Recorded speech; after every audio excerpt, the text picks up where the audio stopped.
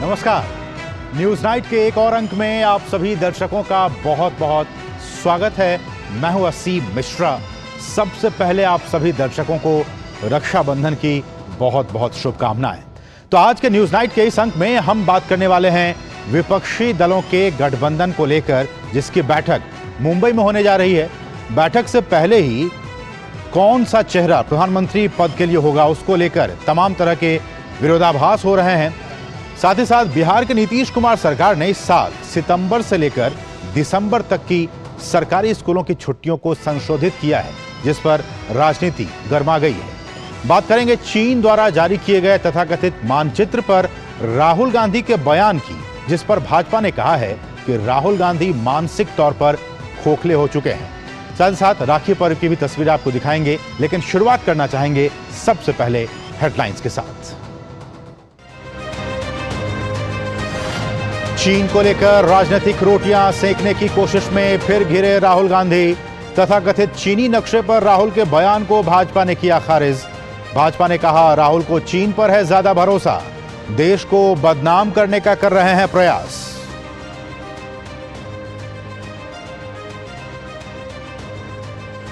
LPG gas cylinder की कीमत में भारी कटौती से देश भर की महिलाओं में खुशी। केंद्रीय मंत्रियों, राज्यों के मुख्यमंत्रियों और वरिष्ठ नेताओं ने भी सरकार के इस कदम को सराहा। कहा, महिला उत्थान के लिए लगातार प्रयासरत है मोदी सरकार।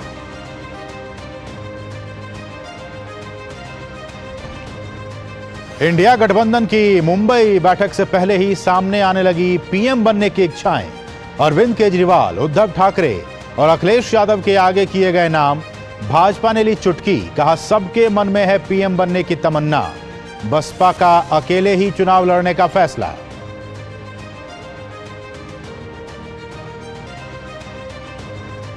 ईवीएम पर सवाल खड़े कर आलोचनाओं से घिरे कांग्रेस नेता दिग्विजय सिंह। भाजपा ने कहा, हार की प्रबल संभावना पर कांग्रेस के नेताओं का ईवीएम पर राग हो जाता है शुरू। चुनाव आयोग पहले ही किसी हेराफेरी का कर चुका है खंडन।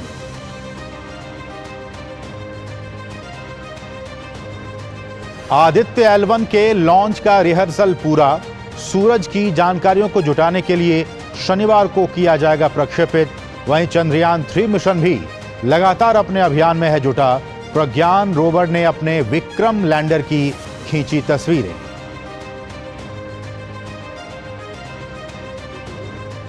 स्कूलों में अवकाश संबंधी अजीबोगरीब आदेश को लेकर घिरी बिहार सरकार। रक्षाबंधन और श्री कृष्ण जन्माष्टमी सहित 12 छुट्टियां रद्द किए जाने का विरोध। भाजपा ने नीतीश सरकार से किए तीखे सवाल।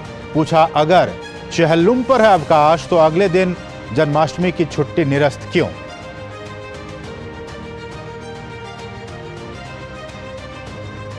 देश भर में धूमधाम से मनाया गया रक्षाबंधन। बहनों ने भाइयों की कलाई पर बांधा प्यार। भाइयों ने हमेशा साथ निभाने का दिया वचन। राष्ट्रपति, उपराष्ट्रपति ने देशवासियों को दी बधाई। विभिन्न स्कूलों के छात्राओं ने बांधी पीएम मोदी की कलाई पर राखी। पीएम ने सभी को दी शुभकामनाएं।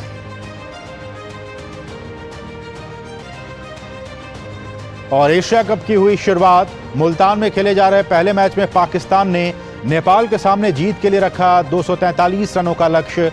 बाबर आजम और इफ्तिखार अहमद ने जड़े शतक।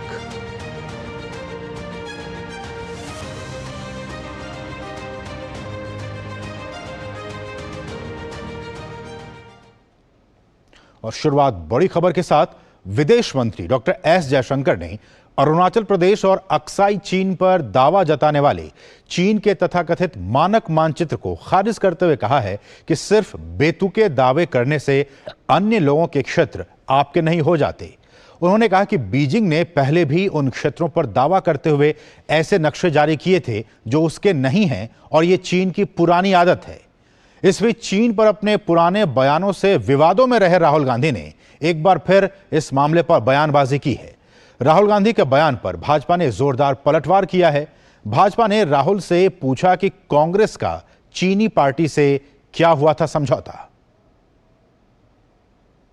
हाल ही में चीन द्वारा जारी किए गए तथाकथित मानचित्र पर जहां एक और सरकार ने कड़ा रुख अपनाते हुए चीन की हरकत को सख्ती से खारिज किया है, वहीं कांग्रेस इस मामले पर राजनीति करने से बाज नहीं आ रही है।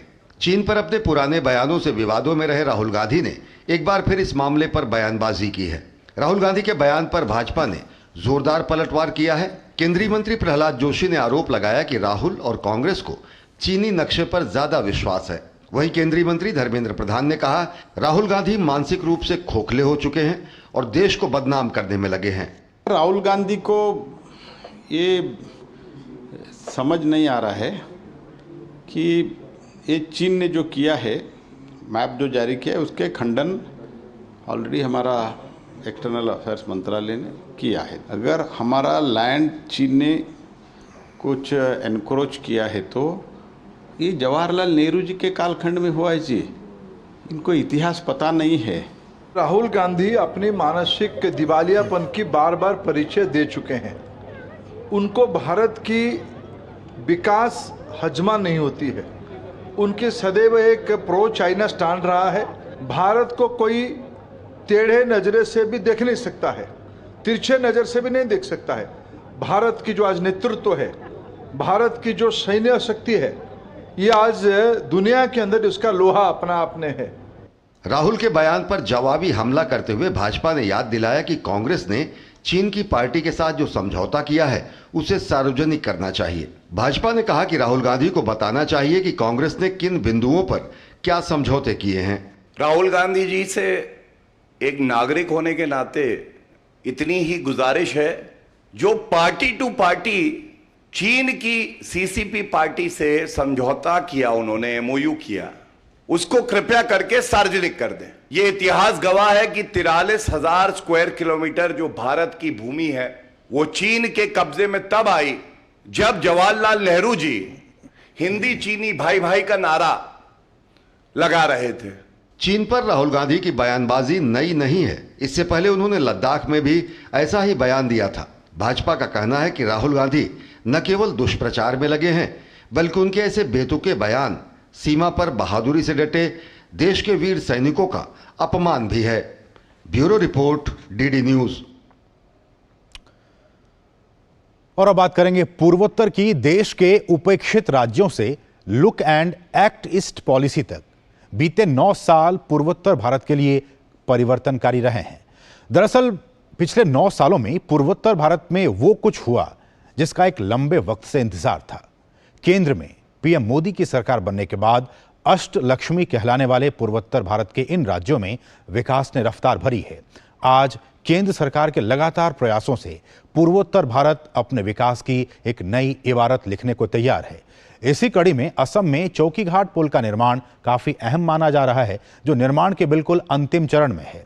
आज असम के मुख्यमंत्री ने शहर के मालीगांव इलाके में एक फ्लाईओवर का भी उद्घाटन किया, जिससे गुवाहाटी वासियों को भारी यातायात समस्याओं से कुछ राहत मिलेगी। केंद्र की मोदी सरकार के सत्ता में आने के बाद से उत्तर पूर्व के राज्यों की अर्थव्यवस्था, बुनियादी ढांचे, रोजगार, उद्योग और संस्कृति सहित विकास के विभिन्न आयामों में निरंतर प्रगति हो रही है। इस बीच असम के मुख्यमंत्री ने बुधवार को शहर के मालीगांव इलाके में एक फ्लाईओवर का उद्घाटन किया, जिससे गुवाहाटी वासियों को भारी यातायात समस्याओं से राहत मिलेगी। गौरतलब है कि केंद्र सरकार ने पिछले 9 वर्षों में पूर्वोत्तर राज्यों में विकास कार्यों पर 5 लाख करोड़ रुपए से अधिक खर्च किए हैं। कनेक्टिविटी की बात की जाए तो इसमें सुधार के लिए सरकार ने भारी मात्रा में निवेश किया है। पिछले 9 वर्षों में उत्तर पूर्वी क्षेत्र में सड़क राजमार्ग नेटवर्क के विस्तार के क्षेत्र में 2 लाख करोड़ से अधिक लागत की परियोजनाएं चलाई जा रही हैं। खुद प्रधानमंत्री नरेंद्र मोदी ने पिछले 9 वर्षों में दर्जनों बार पूर्वोत्तर का दौरा किया है। इस समय केंद्र सरकार की 15,760 करोड़ रुपए की 1,350 परियोजनाएं पूर्वोत्तर में कार्यान्वित की जा रही हैं। 2014 तक केवल 9 हवाई अड्डे थे, लेकिन आज उत्तर पूर्वी क्षेत्र में 17 हवाई अड्डे हैं। 19,000 किलोमीटर से अधिक की दूरी तक फैली 19 रेलवे बुनियादी ढांचा परियोजनाओं के लिए लगभग 81,941 करोड़ रुपए आवंटित किए गए हैं। केंद्र की योजना पूर्वोत्तर क्षेत्र के लिए प्रधानमंत्री की विकास पहल यानी पीएम डिवाइन को भी काफी मजबूती के साथ लागू किया जा रहा है। केंद्र सरकार द्वारा उठाए गए प्रभावी कदम से उत्तर पूर्वी राज्यों में सुरक्षा स्थिति में भी उल्लेखनीय सुधार हुआ है और विकास में भी तेजी आई है। साल 2014 की तुलना में साल 2022 में उग्रवादी घटनाओं में 76% तक की कमी आई है। कुल मिलाकर पीएम मोदी के नेतृत्व में बीते 9 वर्षों में पूर्वोत्तर राज्य लगातार विकास की नई इबारत लिख रहे हैं। Bureau report, DD news. और हम इस विषय पे विस्तार से बातचीत करेंगे अपने खास मेहमान के साथ, लेकिन उससे पहले रुकेंगे एक बहुत ही छोटे से ब्रेक के लिए। आप देखते रहिए डीडी न्यूज। होंगे बच्चे स्वस्थ भले फूलेगा बचपन, इन्हें पिलाओ मुगली घुट्टी 555। गोल्डी छोले मसाले, जहाँ जाए रिश्ते बनाए, जहाँ जाए रिश्ते बनाए, गोल्डी मसाले। ड्रीम कार है मेरी। म्यूचुअल फंड से इस ड्रीम को अपना गोल बना ले। तो पैसे नहीं यार मेरे पास। देख, लाइफ में तेरा जो भी गोल हो, बड़ा या छोटा, उसके लिए हर महीने अलग अलग एसआईपी में इन्वेस्ट कर। जितना बड़ा गोल उतना बड़ा अमाउंट और उतना ज्यादा टाइम। ये तो सही है। म्यूचुअल फंड निवेश बाजार जोखिमों के अधीन है। योजना से जुड़े सभी दस्तावेजों को ध्यान से पढ़ें।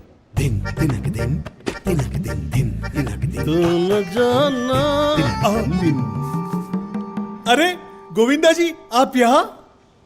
हाँ बबुआ, हम यहाँ। पर तुम क्या छुपा रहे हो वहाँ? कुछ भी तो नहीं। जब दांत खाज की खुजली पे ना हो काबू तो उसे गमछे से नहीं छुपाते बाबू। तो फिर उसे भगाए कैसे? जालिम लोशन लगाकर दांत खाज की खुजली एक्जिमा जड़ से निकाले। अभी खरीदे जालिम लोशन। और ब्रेक बाद आपका फिर से स्वागत है। और जैसा कि हमने कहा कि पूर्वोत्तर में लगातार विकास के जो नए नए कार्य हैं वो लगातार हो रहे हैं, और इसी विषय पर हमारे साथ बातचीत करने के लिए एक बहुत ही खास मेहमान हमारे साथ जुड़ चुके हैं। हमारे साथ हैं रविशंकर रवि जी, जो कि वरिष्ठ पत्रकार हैं दैनिक पूर्वोदय से। रवि जी, आपका बहुत बहुत स्वागत है हमारे इस खास कार्यक्रम में। और रवि जी, जैसा कि हमने कहा कि आज भी कुछ फ्लाईओवर का उद्घाटन किया गया है। लगातार राज्य सरकार की तरफ से भी डबल इंजन की सरकार है और केंद्र सरकार की तरफ से भी लगातार वहां पे विकास के कार्य किए जा रहे हैं। आपकी प्रतिक्रिया, क्योंकि बीते 9 सालों में जो काम मोदी सरकार ने पूरे पूर्वोत्तर राज्यों में करके दिखाया है, उसका इंतजार बीते 70 सालों से वहां की जनता कर रही थी। जी असीम जी, आपने बिल्कुल सही कहा। और आज जिस फ्लाईओवर का उद्घाटन किया गया है, इसका नाम है नीलाचल सेतु।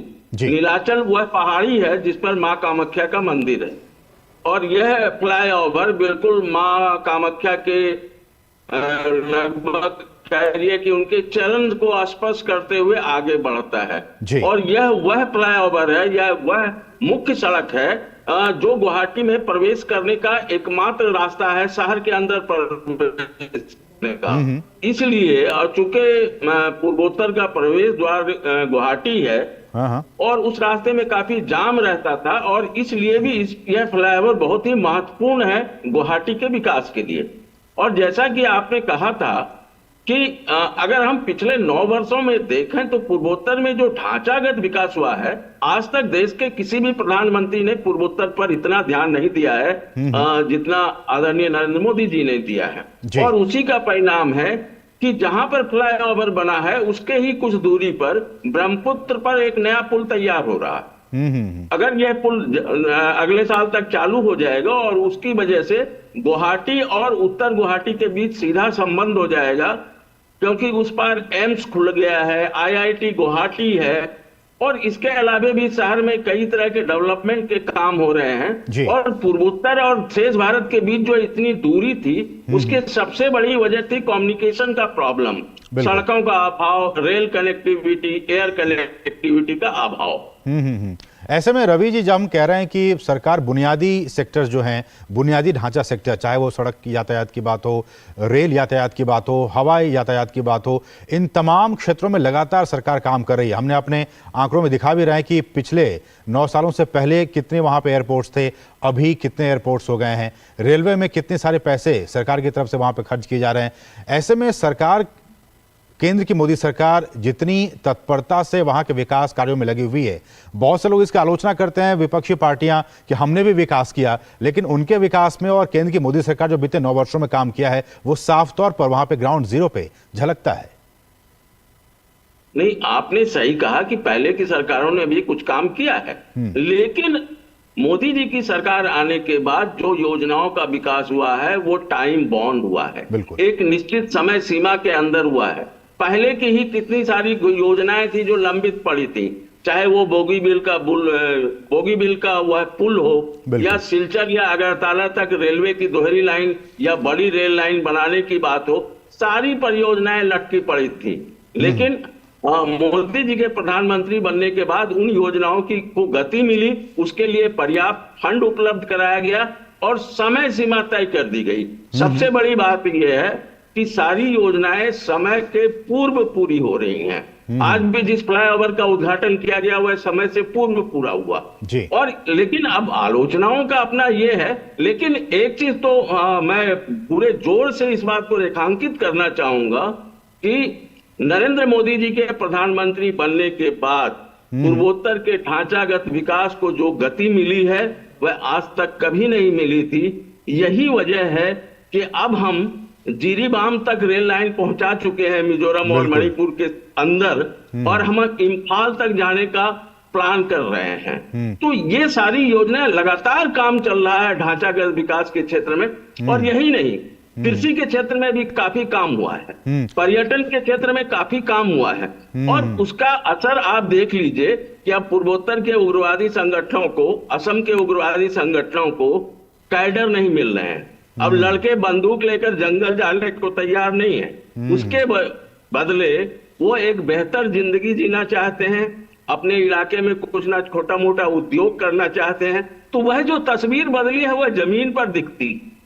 ऐसे में रवि जी, बहुत से लोग ये कहते हैं कि देखिए डबल इंजन की सरकार, आपकी नज़र में, आप वरिष्ठ पत्रकार हैं, जब असम गवर्नमेंट की बात हो या फिर नॉर्थ ईस्ट में ज़्यादातर राज्यों में डबल इंजन की सरकार है, आप कितना ज़रूरी मानते हैं कि जब राज्य में भी और केंद्र में भी एक ही पार्टी की सरकार होती है तो विकास के जो कार्य होते हैं, चाहे वो फंड की बात हो या फिर उसको एग्जीक्यूट करने की बात हो, वो बहुत आसानी से और बहुत ही तत्परता से होती है?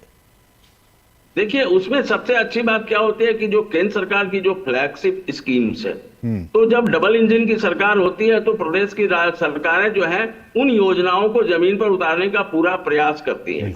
इसके अलावे राज्य सरकार जो अपनी योजनाओं की सूचना देती है या जो अपनी परियोजना मंजूरी के लिए भेजती हैं, फंड के लिए भेजती हैं, तो केंद्र सरकार उस पर सहानुभूति पूर्वक विचार करता है और तारतम्य होता है। कई राज्यों में देखा गया है कि केंद्र सरकार की जो फ्लैगशिप योजनाएं हैं उनको लागू नहीं किया गया।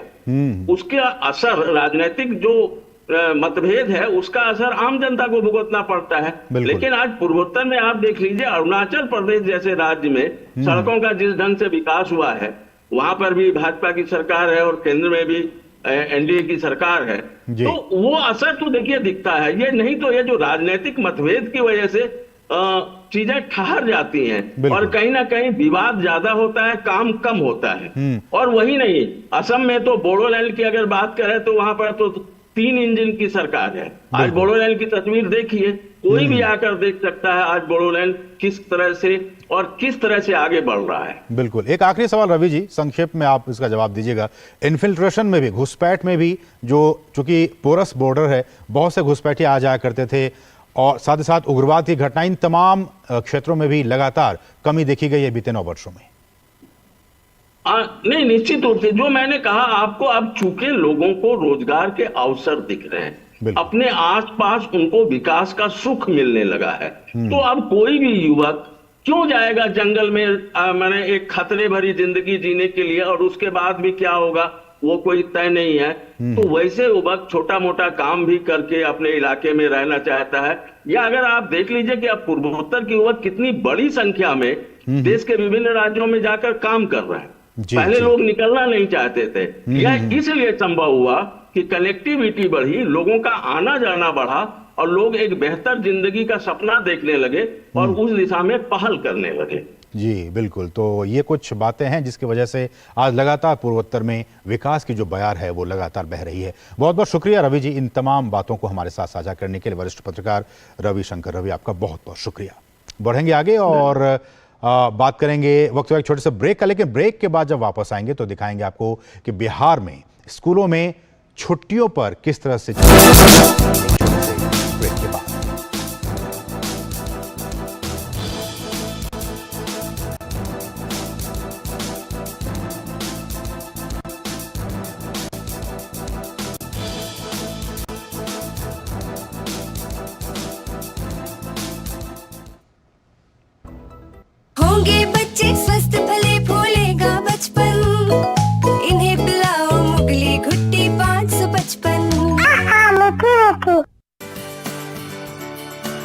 रामदयाल, तेरी उपज का क्या हुआ? अरे औने पौने दाम मिल रहे थे इसलिए नहीं बेची। और तुम्हारी उपज? मेरी उपज ये रही मेरे मोबाइल में, एकदम सुरक्षित। अरे ये तो कोई रसीद लगती है। कोई रसीद नहीं, डिजिटल रसीद है जो WDRA से पंजीकृत वेयर हाउस में उपज रखने से मिलती है। WDRA? WDRA भारत सरकार की एक संस्था है जो अच्छे और सुव्यवस्थित वेयर हाउसों को पंजीकृत करता है। अच्छा, अब तुझे इस रसीद का कमाल दिखाता हूँ, चला। देखा, इस रसीद पर बैंक से लोन हो गया। ये तो कमाल हो गया। कमाल तो अभी और भी है भैया। देखो, जब और जहाँ उपज के अच्छे दाम मिलेंगे, उपज बेच दूंगा और फिर बैंक का सारा लोन भी चुकता कर दूंगा। अरे वाह।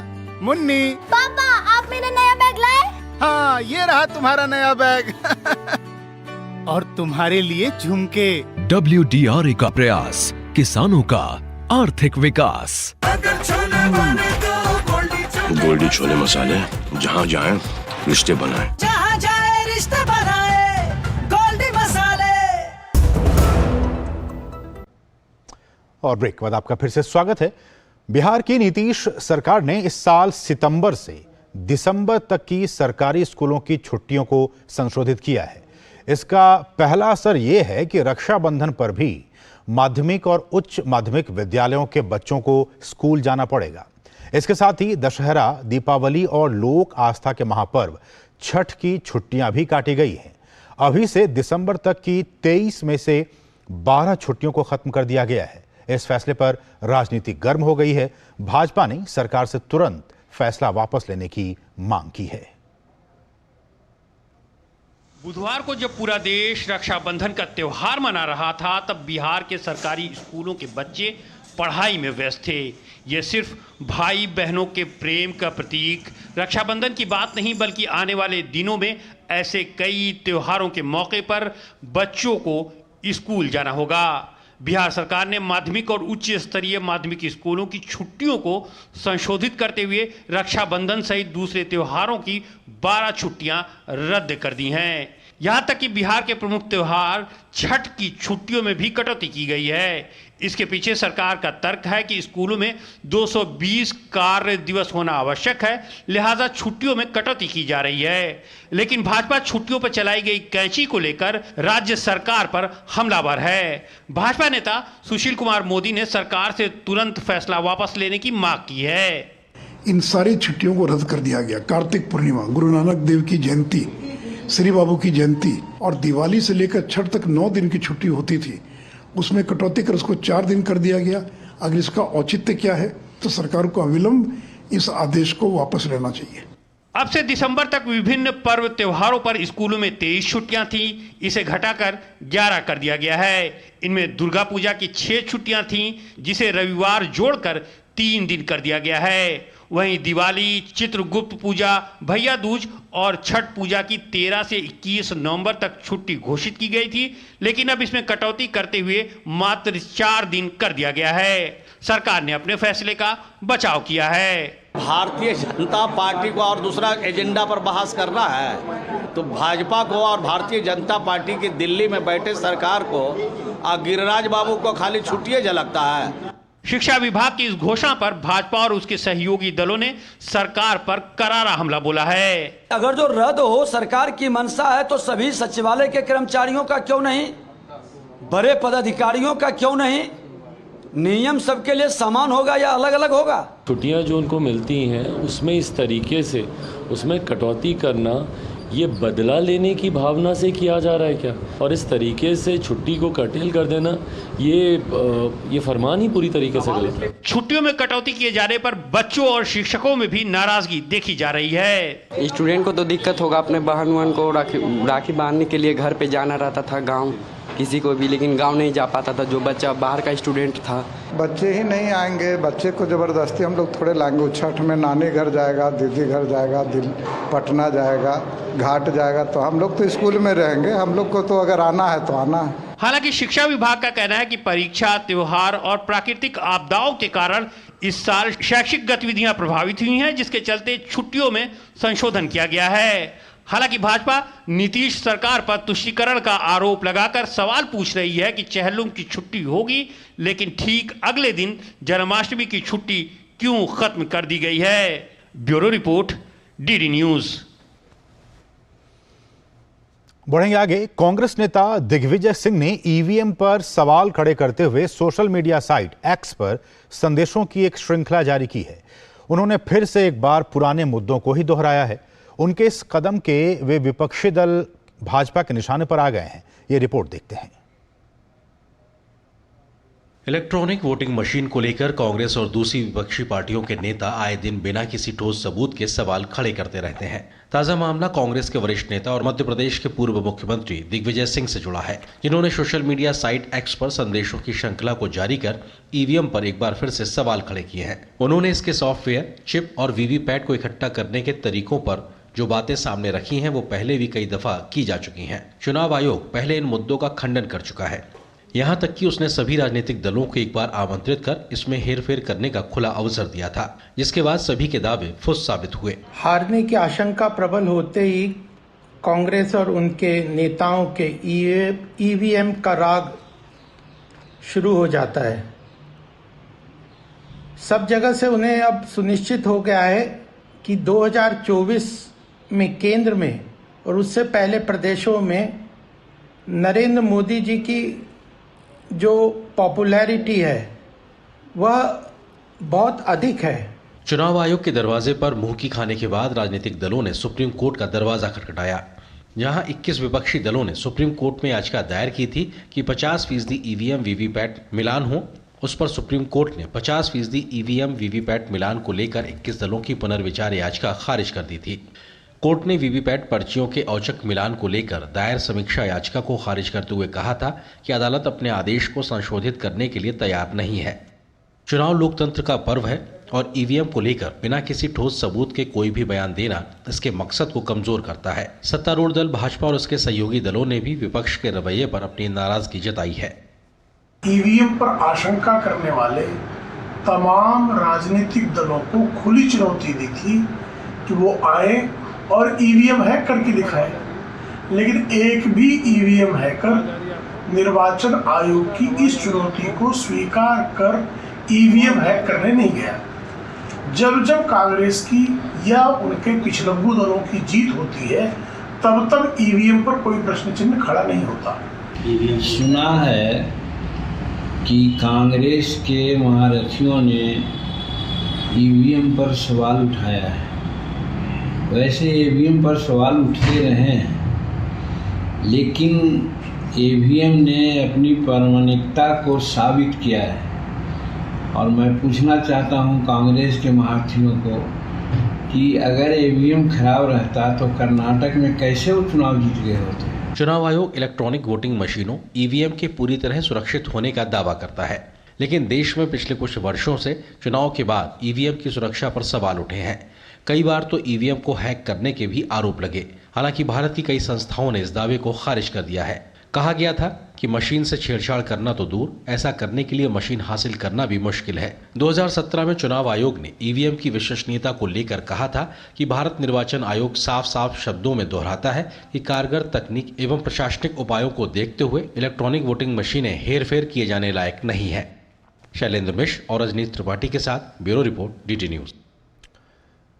विपक्षी गठबंधन Indian national developmental inclusive alliance यानी इंडिया के नेता गुरुवार को मुंबई में 2 दिवसीय बैठक करने जा रहे हैं।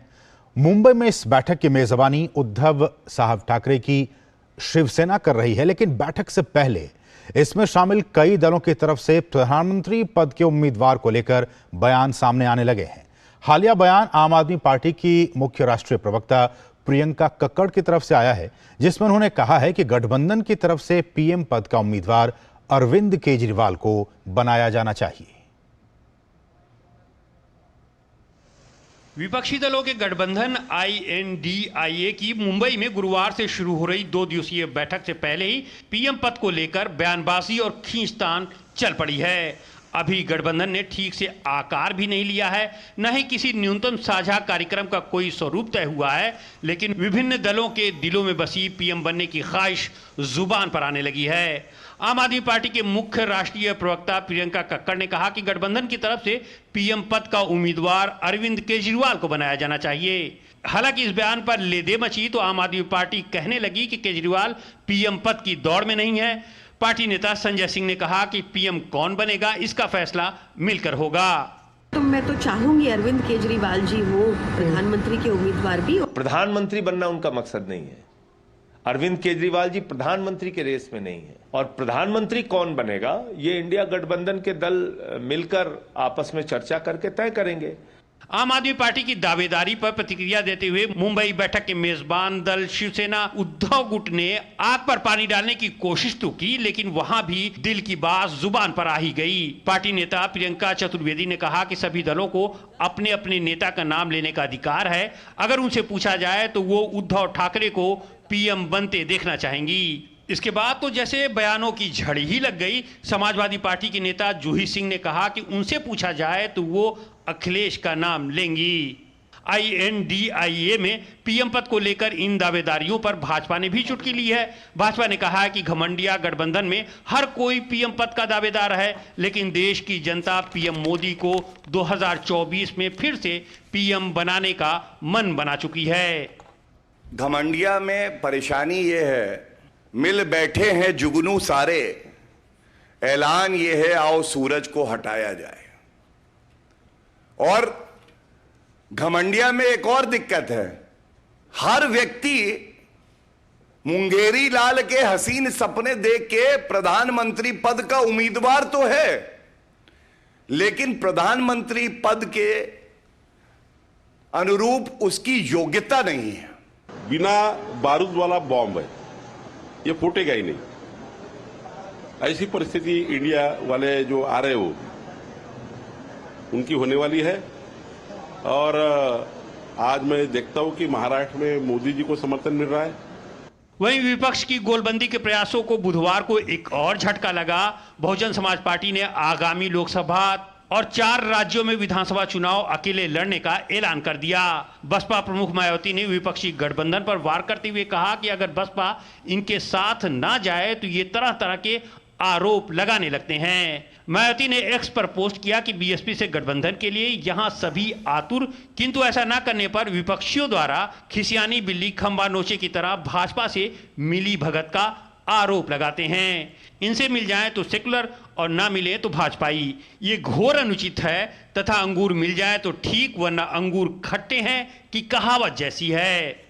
विपक्षी दलों के गठबंधन की मुंबई में होने जा रही बैठक में संयोजक की नियुक्ति को लेकर भी चर्चा हो सकती है। खबरों की माने तो बिहार के मुख्यमंत्री नीतीश कुमार संयोजक पद पर नजरें जमाए हुए हैं। हालांकि नीतीश पहले कह चुके हैं कि उन्हें किसी पद से लेना देना नहीं है, जबकि कांग्रेस की ओर से राहुल गांधी और मल्लिकार्जुन खड़गे का नाम उछाला जा रहा है।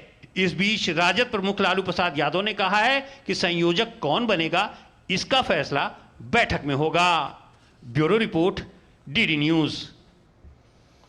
तो इसी विषय पर आज हम चर्चा करने वाले हैं कि ये जो विपक्षी इंडिया गठबंधन है उसमें नेतृत्व को लेकर लगातार मतभेद चल रहा है। आपने देखा अभी इस रिपोर्ट में भी किस तरह से, चाहे वो कांग्रेस अपने राहुल गांधी की बात कह रहे हैं कि हमें इनको हम देखना चाहते हैं प्रधानमंत्री, शिवसेना उद्धव गुट की तरफ से प्रियंका ने कहा कि हम देखना चाहते हैं उद्धव ठाकरे को प्रधानमंत्री, नीतीश कुमार पार्टी की तरफ से कहा गया।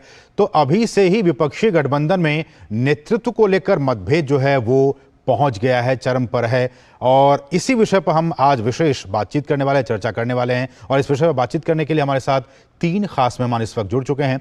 हमारे साथ हैं आरपी सिंह जी, जो कि भाजपा के नेता हैं और साथ ही साथ प्रवक्ता हैं। स्टूडियो में इस वक्त हमारे साथ वो मौजूद हैं। सर, आपका बहुत बहुत स्वागत है आरपी सिंह सर। दूसरे साथ हमारे साथ दूसरे लोग हैं, ऋषि मिश्रा जी हैं, जो कि कांग्रेस की तरफ से हैं, वो पॉलिटिकल एनालिस्ट भी हैं। ऋषि जी, आपका भी स्वागत है।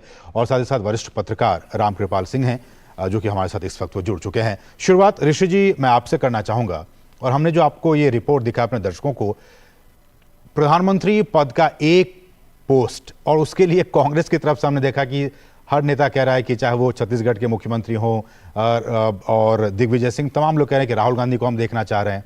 इधर प्रियंका चतुर्वेदी कह रहे हैं कि हम वो उद्धव ठाकरे को देखना चाह रहे हैं। नीतीश की पार्टी की तरफ से कहा गया कि हम नीतीश कुमार को देखना चाह रहे हैं। और बीजेपी ने कहा कि ये मुंगेरी लाल के हसीन सपने हैं। आपकी प्रतिक्रिया? हसीन जी, तो यही तो अच्छी बात है कि हर पार्टी ये चाहती है कि उनके नेता जो है प्रधानमंत्री मटेरियल है और प्रधानमंत्री के हो सकते हैं। ये हर पार्टी के कार्यकर्ताओं की भावना होती है और इससे इस भावना को एक्सप्रेस करने से कोई रोक नहीं सकता है।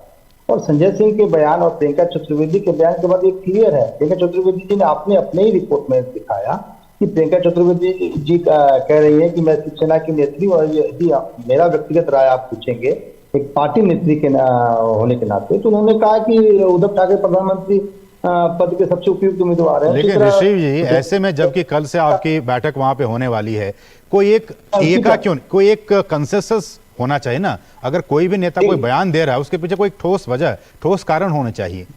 आपके नेता एक बयान देते हैं फिर उसको खंडन किया जाता है, पॉलिटिकली ये करेक्ट नहीं है। देखिए, कार्यकर्ताओं की अपनी भावना होती है, नेताओं की अपनी भावना होती है, उनका सम्मान होनी चाहिए। लेकिन बैठक में कल जो मुंबई में जो बैठक हो रही है उसमें सभी बातों पे कहीं ना कहीं विचार होगा और जो एक आम कंसेंसस मुझे लगता है बनाया जाएगा कि क्या प्रधानमंत्री कोई एक फेस को आगे करके चुनाव लड़ा जाए या संयुक्त लीडरशिप पे चुनाव लड़ा जाए। ये पार्टी की अपनी स्ट्रेटजी होगी, गठबंधन की अपनी स्ट्रेटजी होगी और हर पार्टी के कार्यकर्ताओं की अपनी भावना होती है। तो भावना एक्सप्रेस करने से आप नहीं रोक सकते हैं। क्या अरविंद केजरीवाल जी ने या राहुल गांधी ने ऐसा कोई बयान दिया है तो आप मुझे बता दीजिए, या पार्टी के किसी भी पार्टी जो 26-27 दलों का ये गठबंधन बना है या उसके किसी प्रमुख नेता का बयान बता दीजिए कि मैं। लेकिन ऋषि जी, गठबंधन की बैठक होने जा रही है, उससे ठीक पहले पार्टी के कार्यकर्ता की तरफ से अगर इस तरह के बयान आते हैं तो ये आपस में, अगर आप लोग कहते हैं कि एकता है, यूनिटी है, तो उसमें उस यूनिटी में दरार पैदा करने की कोशिश करते हैं इस तरह के बयान। देखिए, मैं उसको दूसरे नजरिए से देख रहा हूँ। हर पार्टी के कार्यकर्ताओं में इस प्रकार के गठबंधन बनने से उल्लास है, खुशी है और ये वो देख रहे हैं कि उनके पार्टी के नेता हैं जो प्रधानमंत्री बन सकते हैं। ये मुझे तो पॉजिटिव एस्पेक्ट लग रहा है। ठीक है ऋषि जी, बनेंगे हमारे साथ आरपी सिंह जी जो कि भाजपा के प्रवक्ता है और नेता भी हैं। सिंह सर, आपकी प्रतिक्रिया कि जिस तरह से ऐसा लग रहा है कि हर कोई, जैसा कि बीजेपी ने भी कहा कि हर कोई मुंगरी लाल के सपने देख रहा है, हर पार्टी की तरफ से, चाहे वो जदयू हो, शिवसेना उद्धव गुट हो या फिर बाकी और भी जो पार्टियां हैं, सब अपने अपने चेहरे को प्रोजेक्ट कर रहे हैं कि अगर पार्टी सत्ता में आती है तो हमारी ये प्रधानमंत्री पद के चेहरा होंगे। देखिए, ऋषि जी ने भी कहा कि सीनियर नेता बोले तो पता समझ लगता है। अब इनके मुख्यमंत्री हैं बघेल साहब, बिल्कुल, इनके मुख्यमंत्री हैं गहलोत साहब। अब ये उनकी तरफ से बयान आया। हाँ, अगर ये छोटे नेता है तो फिर तो हम मतलब इनकी पार्टी कार्यकर्ता ने भी कहा और जैसा कि आपने कहा किसी बड़े नेता ने नहीं कहा, लेकिन हमने देखा कि छत्तीसगढ़ के मुख्यमंत्री ने भी कहा है और राजस्थान के मुख्यमंत्री ने भी कहा। ये सच है, परंतु असल में क्या है कि इन लोगों की रणनीति क्या है कि अगर हमने प्रोजेक्ट करना तो क्या प्रोजेक्ट करेंगे कि मंडे के दिन राहुल गांधी, ट्यूसडे के दिन ममता दीदी, 7 दिन, फिर बुधवार के दिन शरद पवार जी, फिर अखिलेश यादव जी, वीरवार के दिन, शुक्रवार के दिन केजरीवाल जी, शनिवार के दिन नीतीश कुमार जी और छुट्टी वाले दिन तो फारूक अब्दुल्ला जी ठीक रखते हैं। तो इस प्रकार 7 दिन के लिए 7 प्रधानमंत्री हम प्रेजेंट करेंगे, क्योंकि अभी लालू यादव जी ने क्या कहा था, हमारा एक संयोजक नहीं होगा, बिल्कुल 4 संयोजक होंगे। तो 7 प्रधानमंत्री के कैंडिडेट भी होंगे, क्या फर्क पड़ता है। एक ज्वाइंट INDIA का ज्वाइंट रेजोल्यूशन हो जाएगा। वो कहेंगे भाई मंडे वाले दिन राहुल गांधी, जिसका राहुल गांधी से जो काम होगा अगले मंडे फिर वापस आने वाले हैं। बिल्कुल, क्या जी मजाक बना रखा है। एक मिनट सुन लीजिए जी, इनके केजरीवाल साहब, एक मिनट, केजरीवाल साहब छत्तीसगढ़ जाते हैं और कहते हैं कि बघेल से बड़ा भ्रष्टाचारी मुख्यमंत्री नहीं। ये मैं नहीं कह रहा, उनका बयान है कि बघेल से बड़ा भ्रष्टाचारी मुख्यमंत्री नहीं। एक भ्रष्टाचारी मुख्यमंत्री दूसरे भ्रष्टाचारी मुख्यमंत्री करें, इनसे बड़ा भ्रष्टाचारी मुख्यमंत्री नहीं। और दोनों का गठबंधन में, और दोनों का गठबंधन भी है। फिर मध्य प्रदेश के अंदर सर ऋषि जी आपको टोका नहीं, अच्छा नहीं, ऋषि जी तार्किक बातें कह रहे हैं। ऋषि जी मैंने टोका नहीं, आपको 10 बार टोका था, अच्छी बात नहीं। बात कह रहा हूँ, अजित पवार के नरेंद्र मोदी जी ने कहा था कि सबसे बड़ा भ्रष्टाचारी है और 2 दिन के बाद गले लगा लिए थे। चक्की पी सिंह, NP सिंह, मतलब फॉर्मूला कहाँ गया। RP सिंह जी बहुत वरिष्ठ है, वो बताएंगे, उस पर प्रकाश डालेंगे हमारे RP सिंह। ठीक, लेकिन धन्यवाद, मैं बात पूरी कर लूं अब, धन्यवाद। तो जो मूल बात है, पंजाब के अंदर 4 मंत्री जेल गए, उसमें से उप मुख्यमंत्री कांग्रेस का आज भी जेल में है, OP सोनी नाम है। बाकी 3 मंत्री और जेल से जेल गए, उनकी बेल हुई। किसने जेल में डाला? आम आदमी पार्टी ने कांग्रेस के मंत्रियों को, जो पूर्व मंत्री थे या उप मुख्यमंत्री थे, उनको जेल में डाला। कम्युनिस्ट पार्टी ने केरला के अंदर उनके पार्टी अध्यक्ष को जेल में डाला कांग्रेस ने। कि मैं सच है, ये तो तथ्य है। सागर डीगी से अकेला विधायक जीता था कांग्रेस का, अभी जब बाई इलेक्शन हुए थे, उसको ममता बनर्जी अपने यहाँ ले गई। फिर अधीर रंजन चौधरी जी लगातार निरंतर धरने प्रदर्शन पे बैठ रहे हैं। अभी जब वहां पे बम ब्लास्ट हुआ, उन्होंने कहा ये सब ममता दीदी कर रही हैं। तो नेताओं के हाथ मिलाने से, फोटो खिंचवाने से आपको लगता है नीचे कुछ हो जाएगा? मुझे सपा और बसपा का याद आता है कि 2019 का गौरव भाटिया जी ने भी कहा कि चाहते तो सब हैं, लेकिन जो क्वालिफिकेशन चाहिए वो उनमें नहीं है। लेकिन मैं आपके पास आना चाहूंगा रामकृपाल सर, किस तरह से आप देखते हैं, क्योंकि तमाम पार्टियों की तरफ से इंडिया गठबंधन में जो लोग शामिल हैं, हर पार्टी का अपना एक नेता है और वो चाहता है कि हम प्रधानमंत्री बनेंगे। ऐसे में ये जो गठबंधन है, और प्रधानमंत्री कई बार कह चुके हैं, ये घमंडिया गठबंधन है, घमंड से चूर चूर है, ये लोग भरे हुए हैं, इनको चूर चूर करने की जरूरत है। ऐसे में एक मुकाबला, नरेंद्र मोदी एक तरफ प्रधानमंत्री देश के, जो करोड़ों जनता चाहती है, और दूसरी तरफ इतने सारे चेहरे, और कहते हैं बीजेपी की इनके पास वो क्वालिफिकेशन नहीं है। आपकी प्रतिक्रिया इस पर? देखिए, मेरी शुभकामनाएं हैं इन लोगों को कि ये सफल हों, लेकिन सफलता के लिए बहुत जरूरी है कि जो मतभेद अभी तक उभर करके सामने आ रहे हैं, वो मतभेद, जो मैं सफलता की बात कर रहा हूं, उसमें आशंकाएं पैदा करते हैं। देखिए, एक किसी बड़े साहित्यकार की एक लाइन है कि जीवन कितना आसान होता है जब विकल्प कम होते हैं। ये जो जितना ज्यादा विकल्प आप दिखा रहे हैं, अभी कांग्रेस के प्रवक्ता हमारे मित्र हैं, इन्होंने एक बात कही कि भाई वो जी रामकृपाल सब अपनी अपनी पार्टियों के नेताओं के बारे में कहते हैं, तो उनका है। तो सवाल इस बात का है, बिल्कुल सही आप कह रहे हैं। तो सवाल है कि ये जो उनके अंदर की एक सदिच्छा है, ये चुनाव के बाद भी रहेगी, नाम डिक्लेयर होने के बाद भी रहेगी, क्या गारंटी है सदिच्छा नहीं रहेगी? बिल्कुल। और अगर कल्पना कीजिए कि सर आपकी आवाज, एक लोग मानते हैं कि केजरीवाल दूसरों से बेहतर हैं। मेरी आवाज कम आ रही है? जी सर, कुछ कनेक्टिविटी की प्रॉब्लम है आपकी आवाज। आपको जी जी बताइए।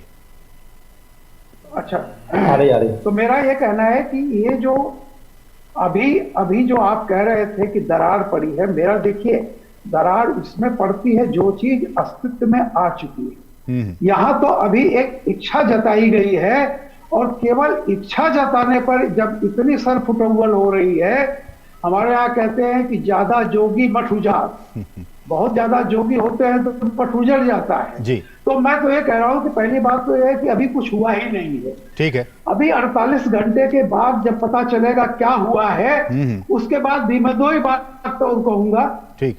पहली बात यह है कि अगर कांग्रेस के लीडरशिप में ये लोग इकट्ठा होते हैं तो एक थोड़ी सी संभावना बनती है, लेकिन अगर लीडरशिप कांग्रेस माइनस हुई तो मैं आपको बता दूं, ये प्रयोग 2 बार पहले भी हो चुका है। एक जनता पार्टी बनी थी जिसने 2 प्रधानमंत्री दिए, मोरारजी देसाई और चौधरी चरण, 2.5 साल। उसके बाद जनता दल बना, उसने 4 प्रधानमंत्री दिए, 4 प्रधानमंत्री दिए, बता रहा हूं आपको। जी, समय की कमी है सर। 4 प्रधानमंत्री 4 साल भी नहीं दे पाए। मैं क्यों नाम जी बहुत संक्षेप में बताइएगा तो आपको। जी, बीपी सिंह, देवगौड़ा, चंद्रशेखर, आई.के. गुजराल। तो मेरा ये कहना है कि देखिए अभी कुछ भी नहीं है, और जिस तरह के कॉन्ट्रडिक्शंस, जिस तरह के अंतर्विरोध अभी उभर रहे हैं, मुझे इसकी सफलता को लेकर के बहुत आशंका है। बहुत ही छोटा सा कमेंट ऋषि जी आपसे चाहूंगा, 1 मिनट, क्योंकि अभी गठबंधन बनने से पहले क्योंकि जो कमेंट है वो मायावती की तरफ से भी आई है कि अगर हम शामिल नहीं होते हैं तो हम विरोधी हो गए, शामिल हो जाते हैं तो अलग तरह की बातें, खिसियानी बिल्ली खंबा नोचे, इस तरह की बातें कर रहे हैं। मायावती क्यों नहीं शामिल हुई ऋषि जी? देखिए, ये उनका पसंद है, और उनके साथ साथ और भी बहुत सारी पार्टियां जो है, लगभग 4 पार्टियां, वो भी नहीं शामिल हुई अभी तक। कि उनका अपना राजनीतिक स्ट्रेटजी है और पार्टी का राजनीतिक स्ट्रेटजी होता है। मैं वरिष्ठ पत्रकार रामकृपाल जी के बात से सहमत हूँ कि जो नए जो गठबंधन बन रहा है उसमें मतभेद है, मनभेद नहीं है। और देखिए जैसे स्वरूप भी नहीं लिया है इंडिया गठबंधन, बीजेपी 38 दलों का गठबंधन किया है और एनडीए का बैठक लेकिन एका नहीं है, राजनीतिक एका नहीं है। ऋषि जी इस बात को आप मानिए। आरपी सिंह सर, आखिरी कमेंट सर आपकी तरफ से। आप समझ सकते हैं कि 38 लोगों को, 38 पार्टियों को उन्होंने इकट्ठा कर लिया है। आप तो कहते थे अकेला ही काफी है। ऋषि जी, एक तो राजनीतिक एका भी नहीं है, बहुत सारी बातों को लेकर मतभेद है और मायावती की तरफ से स्टेटमेंट्स आ रहे हैं और बाकी 3-4 पार्टियां तो अभी तक जुड़ी भी नहीं है। आरपी सिंह सर आपके प्रति जी ऋषि जी, आपने कहा मतभेद नहीं है, जब मतभेद है मनभेद नहीं है, ऐसा कहा ना आपने।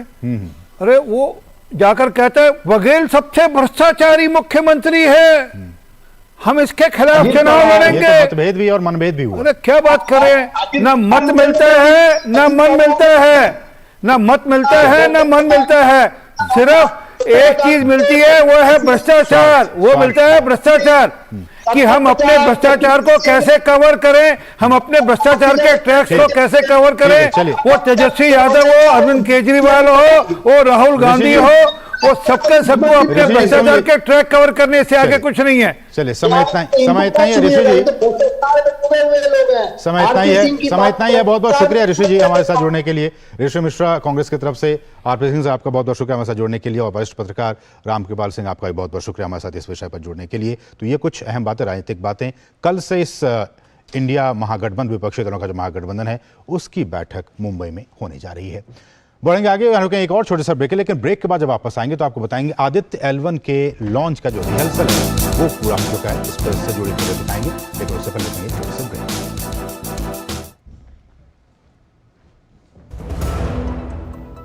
होंगे बच्चे स्वस्थ भले फूलेगा बचपन, इन्हें पिलाओ मुगली घुट्टी 555।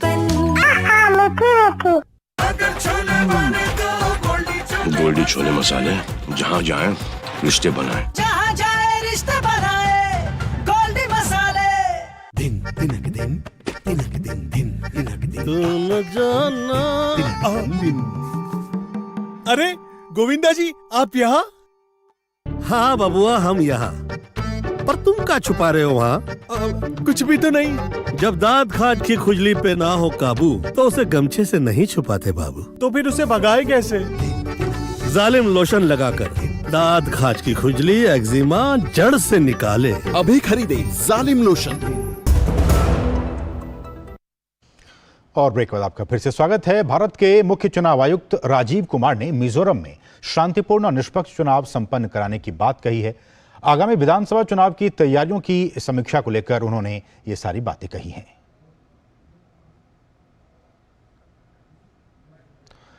और बढ़ेंगे दूसरी अहम खबरों की तरफ। रक्षाबंधन और ओणम जैसे त्योहारों पर केंद्र सरकार ने जनता को राहत दी है।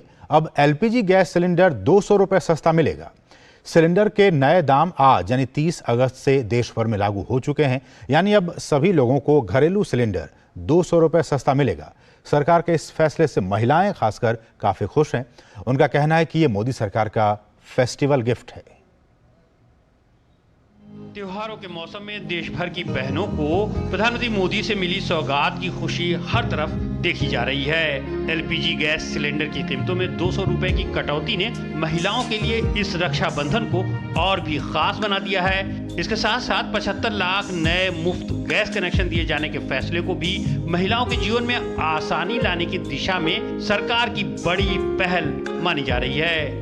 लोगों ने तो इस कदम का स्वागत किया ही है। देश भर से नेताओं ने भी मोदी सरकार के इस निर्णय को आम आदमी का जीवन बेहतर बनाने की प्रतिबद्धता का प्रमाण बताया है। जो हमारे इकोनॉमिकली वीकर सेक्शन है, हमारे जो below poverty line house holds हैं, अब कल तक वो 9 करोड़ 60 लाख थे, कल 75 लाख और सैंक्शन कर दिए गए हैं। तो मान के सब मिला के 10 करोड़ 35 लाख ऐसे हमारे परिवार होंगे जिनको उज्ज्वला का लाभ है।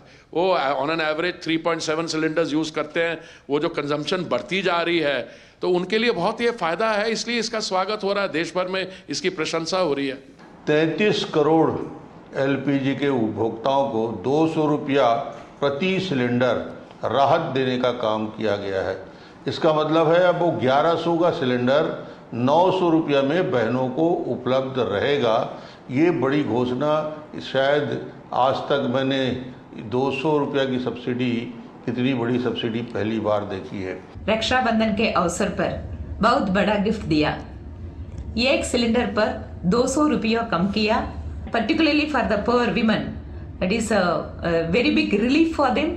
जो उज्ज्वला योजना के तहत 10 करोड़ 35 लाख जो लोग जुड़े हुए हैं, जिन्हें पहले से 200 रुपया का सब्सिडी मिल रहा था, अब फिर 200 रुपया सब्सिडी जुड़ जाएगा तो उनको 400 रुपया की प्रत्येक गैस सिलेंडर में उसको लाभ मिलेगा। केंद्र सरकार की पहल पर प्रतिक्रिया देते हुए लोगों का कहना है कि इस कदम से रसोई खर्च कम होगा। लोगों का कहना है कि पीएम मोदी देश के आम आदमी के जीवन को आसान और बेहतर बनाने की दिशा में सदैव प्रयासरत रहते हैं। कीमत में भारी कटौती और उज्ज्वला योजना के तहत लाखों अतिरिक्त परिवार को नए मुफ्त गैस कनेक्शन उनकी इसी प्रतिबद्धता को जाहिर करते हैं। बहुत खुश है, मोदी भैया जी ने बहुत अच्छा तोहफा दिया महिलाओं के लिए। सारी महिलाएं खुश हैं, हमारे पास आके कह रही थी सब लोग धन्यवाद इकट्ठा होके देना चाहते हैं मोदी जी के लिए। जैसे रक्षाबंधन को भाई कुछ न कुछ देता है, उसी प्रकार मोदी जी ने भी हमें गैस का सिलेंडर कम 200 रुपये कम करने से हमें बहुत राहत मिली। I am a resident of Duckland colony, Kohima, Nagaland. I'm grateful to the government of India for reducing the price of LPG gases. Rakshabandhan के अवसर पर मोदी जी ने गैस सिलेंडर का 200 रुपया छूट किया है। हम सभी महिलाएं खुश हैं। हम मोदी जी को इसके लिए धन्यवाद करते हैं। ईज ऑफ लिविंग की दिशा में लगातार प्रयास करने वाली मोदी सरकार का ये फैसला देश की एक बड़ी आबादी के लिए किसी शानदार उपहार जैसा है। देश भर की बहनें रक्षाबंधन पर इस उपहार के लिए पीएम का आभार जता रही हैं। ब्यूरो इनपुट्स के साथ शैलेंद्र मिश्र की रिपोर्ट, डीडी न्यूज, दिल्ली। और भारत का पहला solar mission Aditya L1 launching के लिए बिल्कुल तैयार है। इसरो ने मंगलवार को आदित्य L1 से lace launch vehicle PSLV C57 की तस्वीरें साझा की। लॉन्च व्हीकल PSLV C57 को श्रीहरिकोटा के लॉन्च पैड पर पहुंचा दिया गया है। इसरो ने बताया कि लॉन्च रिहर्सल और वाहन की आंतरिक जांच पूरी हो गई है। आदित्य L1 सूरज की सतह पर coronal heating, coronal mass ejection और प्री फ्लेयर और फ्लेयर गतिविधियों को समझने का प्रयास करेगा। सूरज पर आने वाले सौर तूफानों का भी अध्ययन किया जाएगा। आदित्य L1 सूरज का अध्ययन करने वाली पहली अंतरिक्ष आधारित लैबोरेटरी होगी। ये पूरी तरह से स्वदेशी मिशन है। और रक्षाबंधन के दिन यानी कि आज आकाश में एक बहुत ही खूबसूरत नज़ारा आपको देखने को मिला है। आज चांद की एक बहुत ही खूबसूरत और अद्भुत छवि देखने को मिली, जिसे सुपर ब्लू मून कहते हैं। सुपर ब्लू मून के दौरान एक चमकदार चांद दिखाई देता है। चांद जब अपनी कक्षा में पृथ्वी के निकटतम बिंदु पर पहुंच जाता है तो इसे सुपर मून कहते हैं। ब्लू मून की घटना सालों में एक बार होती है।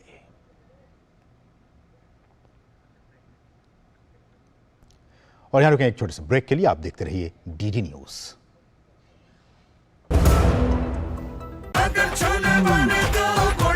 गोल्डी छोले मसाले, जहाँ जाए रिश्ते बनाए। जहाँ जाए रिश्ते बनाए, गोल्डी मसाले। दिन तिनक दिन तिनक दिन दिन तिनक दिन तुम जाना।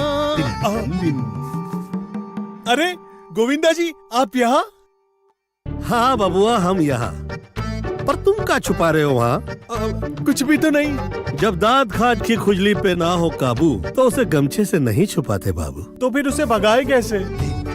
जालिम लोशन लगाकर दांत खाज की खुजली एक्जिमा जड़ से निकाले। अभी खरीदे जालिम लोशन।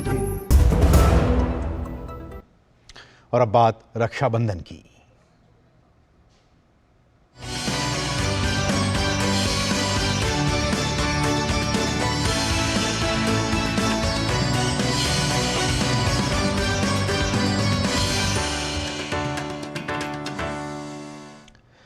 अब देश भर में रक्षाबंधन पूरे धूमधाम से मनाया जा रहा है। इस मौके पर बहनों ने भाइयों को राखी बांधी। राष्ट्रपति और उपराष्ट्रपति ने देशवासियों को त्योहार की बधाई दी। वहीं प्रधानमंत्री नरेंद्र मोदी ने नई दिल्ली स्थित अपने आवास पर बच्चों के साथ रक्षाबंधन मनाया। बच्चों ने प्रधानमंत्री को राखी बांधी। प्रधानमंत्री ने बच्चों से विभिन्न मुद्दों पर बातचीत की। बच्चों ने चंद्रयान 3 मिशन की हाल की सफलता पर अपनी सकारात्मक भावनाएं साझा की और आगामी आदित्य L1 मिशन के प्रति अपना उत्साह व्यक्त किया। बातचीत के दौरान बच्चों ने कविताएं भी सुनाई और गाने भी गाए।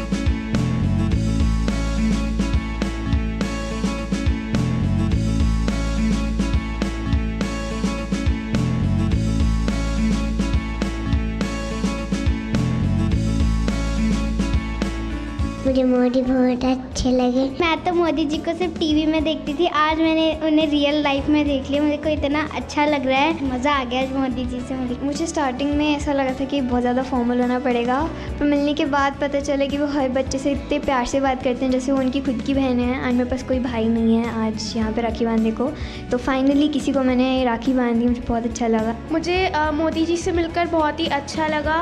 वो बहुत ही डाउन टू अर्थ पर्सन है और हमारा रक्षाबंधन उन्होंने बहुत ही स्पेशल बना दिया। वडनगर का गौरव बनके जन्मी एक संतान थी, उच्च विचार शिक्षा वाली। इनकी परवरिश बड़ी महान थी। किसे पता था ये नन्हा बालक भारत का परचम लहराएगा, सिर्फ नरेंद्र मोदी जी से पीएम मोदी बन जाएगा। प्राइम मिनिस्टर बहुत ही डाउन टू अर्थ थे और हमसे बहुत ही प्यार से बात कर रहे थे, हंसी मजाक कर रहे थे। ऐसा लग ही नहीं रहा था कि हम प्राइम मिनिस्टर से मिल रहे हैं। बहुत ही मज़ा आया। आज हमने उनको राखी बांधी और उनसे हमने बहुत सारी बातचीत करी। वो हमारे साथ हमारे मित्र की तरह ही बात कर रहे थे। हमने उन्हें बताया कि हमारे स्कूल ने G20 को और चंद्रयान 3 को कैसे सेलिब्रेट किया। तो ये कुछ बच्चों की प्रतिक्रियाएं प्रधानमंत्री को राखी बांधने के बाद। तो आप सभी को एक बार फिर से रक्षाबंधन की बहुत सारी ढेरों शुभकामनाएं। और बुलेटिन के आखिर में कुछ महत्वपूर्ण राष्ट्रीय खबरें फटाफट अंदाज में आप देखिए और हमें दीजिए अनुमति। नमस्कार।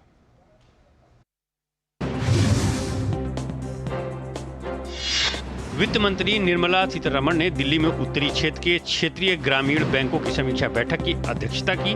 बैठक के दौरान वित्त मंत्री ने क्षेत्रीय ग्रामीण बैंकों की डिजिटल क्षमता अपग्रेड करने पर जोर दिया। प्रवर्तन निदेशालय ने हिमाचल प्रदेश छात्रवृत्ति घोटाला मामले में 24 स्थानों पर तलाशी अभियान चलाया। हिमाचल प्रदेश, पंजाब, हरियाणा और दिल्ली में विभिन्न स्थानों पर यह तलाशी अभियान चलाया गया।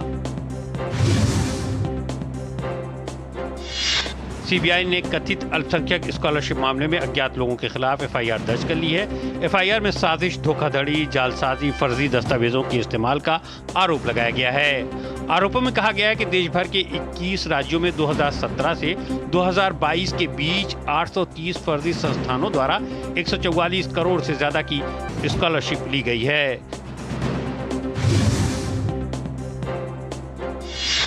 दिल्ली में आयोजित होने जा रही G20 समिट से पहले पैराग्लाइडर, हैंग ग्लाइडर, UAV और गर्म हवा के गुब्बारे जैसे प्लेटफॉर्म की उड़ान पर प्रतिबंध लगा दिया गया है। दिल्ली पुलिस ने सुरक्षा कारणों के चलते राजधानी में यह प्रतिबंध लगाया है। राजधानी में यह प्रतिबंध आगामी 12 सितंबर तक लागू रहेगा। भारतीय सेना ने फायरिंग ड्रिल के तहत स्वदेशी हथियारों का निरीक्षण किया। ये ड्रिल राजस्थान के पोखरण में आयोजित की गई। महाराष्ट्र के पुणे में एक इमारत में आग लगने से 4 लोगों की मौत हो गई। अधिकारियों के मुताबिक हादसे में मारे गए लोग एक ही परिवार के थे। आशंका जताई जा रही है कि हार्डवेयर की दुकान में शॉर्ट सर्किट के कारण यह आग लगी थी। मध्य प्रदेश के मुरैना जिले में एक फैक्ट्री के बॉयलर में गैस रिसा होने से 5 मजदूरों की मौत हो गई। मौके पर पहुंची पुलिस ने फैक्ट्री को खाली कराकर राहत एवं बचाव कार्य शुरू करवाया। शव को पोस्टमार्टम के लिए मुरैना जिला अस्पताल भेज दिया गया है।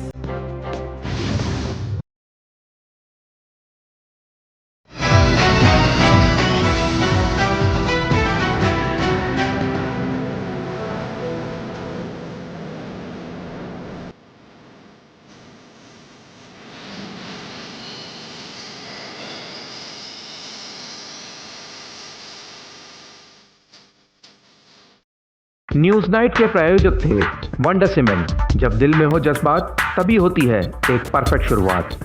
जालिम लोशन, दाद खाज खुजली से तुरंत आराम। जालिम लोशन और हंसता बचपन खिलता बचपन, मुगली गुट्टी 555।